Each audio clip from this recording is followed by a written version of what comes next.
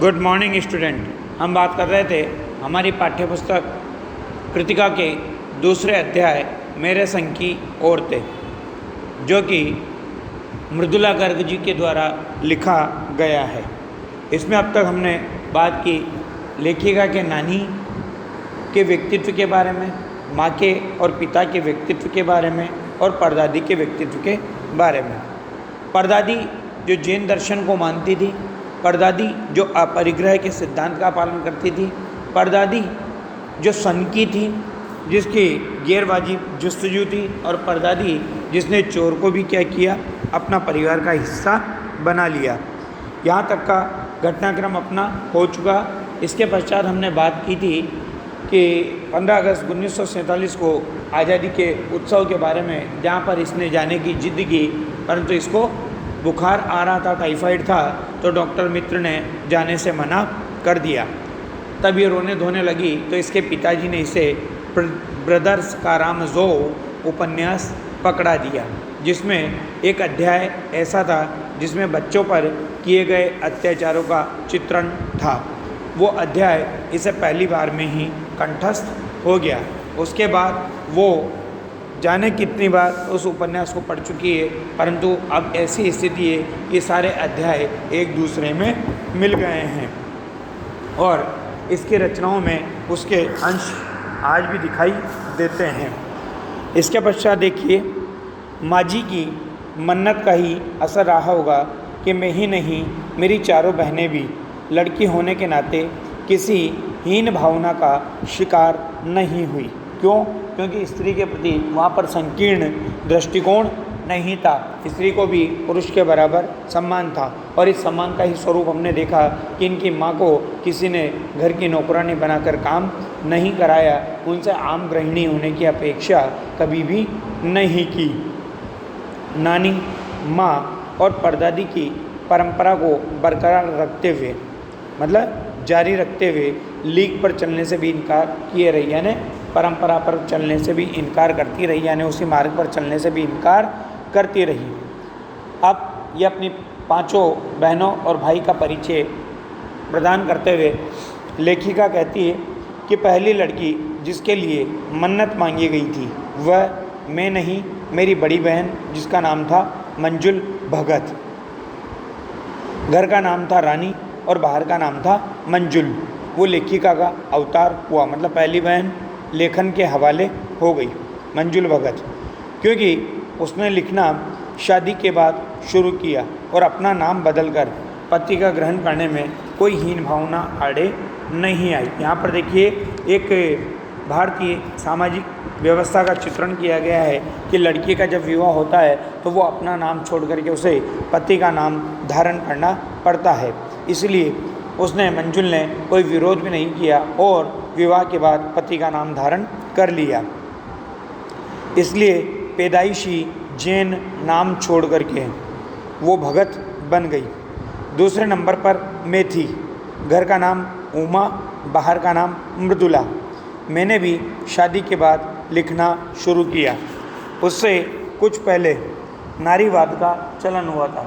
नारीवाद से अभिप्राय है स्त्री की स्वतंत्रता की आवाज़ को मुखरता प्रदान करना या प्रबलता से प्रकट करना, स्त्रियों के अधिकारों के लिए लड़ना, स्त्री को स्वतंत्रता का जीवन निर्वहन करने का अधिकार प्रदान करना, स्त्री पर होने वाले अत्याचार, अनाचार, पापाचारों को रोकना, वो नारीवाद का प्रमुख विषय रहा था।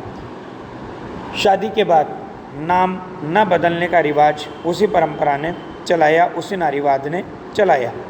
मन्नू भंडारी का हवाला देकर हमसे पूछा भी जाता था कि आप लोग इतनी पोंगापंथी यानी परंपरावादी, घरगुस्सू यानी घर में ही रहने वाले, तो हमसे पूछा भी जाता था कि आप लोग इतने पोंगापंथी घरगुस्सू क्यों हो, नाम क्यों बदला।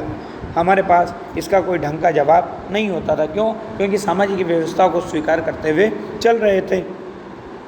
अब भी नहीं है, पर नाम बदलने से अपने व्यक्तित्व का कोई नुकसान होते मैंने नहीं देखा। ये देखिए, सामाजिक व्यवस्था जो चली आ रही है, इसमें अगर आप नाम बदल लेते हो तो व्यक्तित्व के ऊपर कोई प्रभाव कभी नज़र नहीं आता। पूछने को तो पिताजी से लोग ये भी पूछते थे कि 5 बेटियों से आपका मन नहीं भरा, जो हर बेटी के 2-2 नाम रख छोड़े हैं। अब लोगों ने इतना कहा कि उन्होंने बाद वाली पुत्रियों का 2 नाम नहीं रखे। मुझसे छोटी बहन का घर का नाम है गौरी और बाहर का नाम चित्रा, वह नहीं लिखती। उसका कहना है वह इसलिए नहीं लिखती कि घर में कोई पढ़ने वाला भी तो चाहिए। क्यों ऐसा इसलिए कहा है कि पढ़ने वाला नहीं होगा तो उस लेखन के कमियों को कौन प्रकट करेगा, आलोचनात्मक बुद्धि का परिचय कौन प्रदान करेगा, या उस आलोचनात्मक बुद्धि से उसकी अच्छाइयाँ और बुराइयाँ कौन प्रकट करेगा। खैर उसके बाद जब चौथी और 5वीं बेटियां पैदा हुई तो पिताजी ने इतनी बात जमाने भर की सुनी थी कि उनका एक एक नाम ही रखा।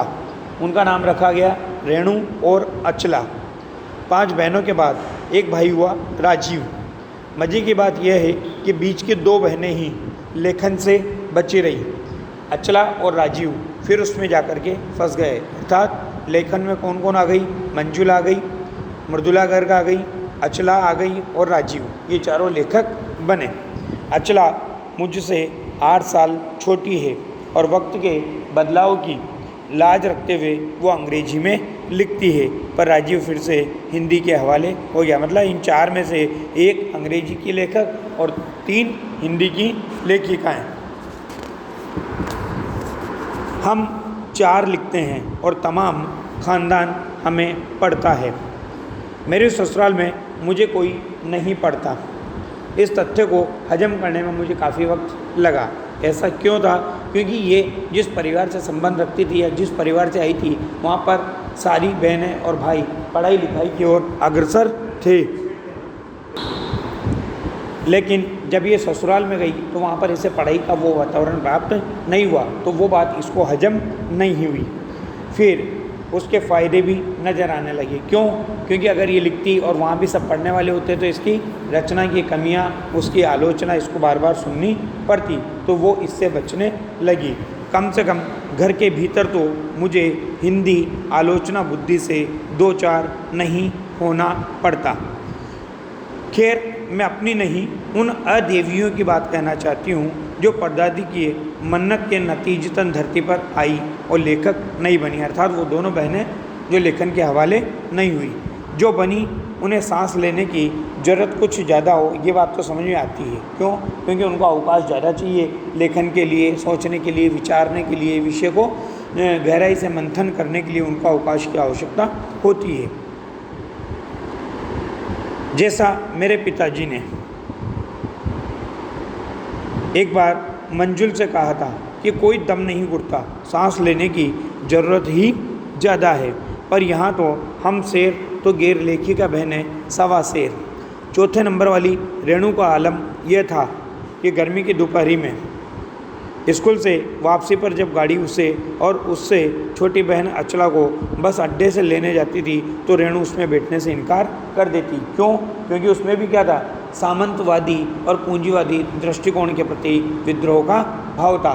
तो उसे गाड़ी में बैठकर आना क्या लगता था, सामंतवादी संस्कृति का या पूंजीवादी संस्कृति का प्रतीक लगता था, या अमीरी को दिखाने का एक प्रतीक लगता था। तो वो उसका विरोध करती थी और गाड़ी को छोड़ करके वहाँ से पैदल ही आ जाया करती। तो रेणु उसमें बैठने से इनकार कर देती। उसका कहना था कि यूँ थोड़ा सा रास्ता गाड़ी में बैठकर तय करना सामंतशाही का प्रतीक है, यानी पैसे वाले होने का प्रतीक है,